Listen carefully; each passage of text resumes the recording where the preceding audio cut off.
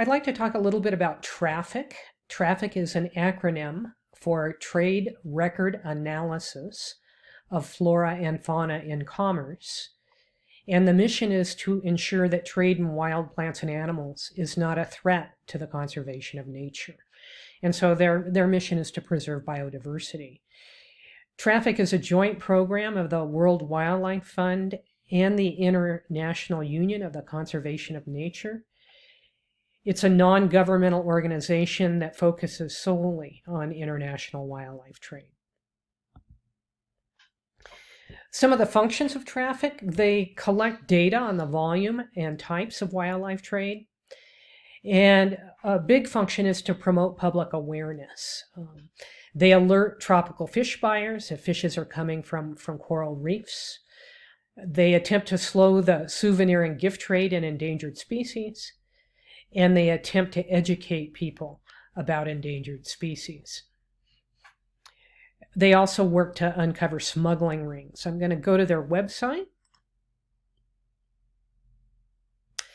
And so here you can see a page where consumer behavior change, reducing motivation behind it will reduce motivation behind the consumption of illegal wildlife products. Some of the species they focus on ivory. For this particular area, they focus on elephant ivory. They focus on rhino horn. They focus on pangolins, probably the most endangered mammal on the planet today. And then they also focus on tropical timbers.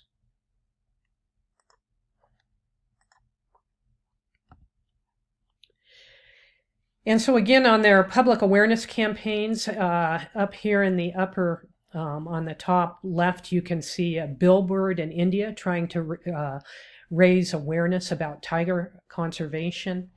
And then on the right, an information panel in an airport in Thailand, trying to educate people in the airport about illegal wildlife trade. Here you can see tiger skin and tiger bones. There's great demand in Asia for tiger bone because it's used in traditional Chinese medicine, and then having tiger skin rugs or a tiger skin on your wall is a status symbol in places like Thailand.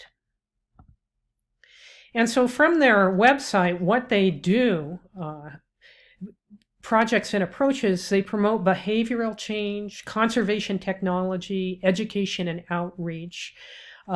Their data is used by governments and in conventions like CITES. They support law enforcement. They monitor trade. They gather data on wildlife crime. Some of the species they work with, you've already seen, and I've already shown you African elephants for the ivory, rhinos for their horn, also Asian songbirds and hornbills, pangolins, reptile and amphibian trade, sharks and rays. And so anyway, the data that they gather provides information and assistance to help the decision-making processes at CITES.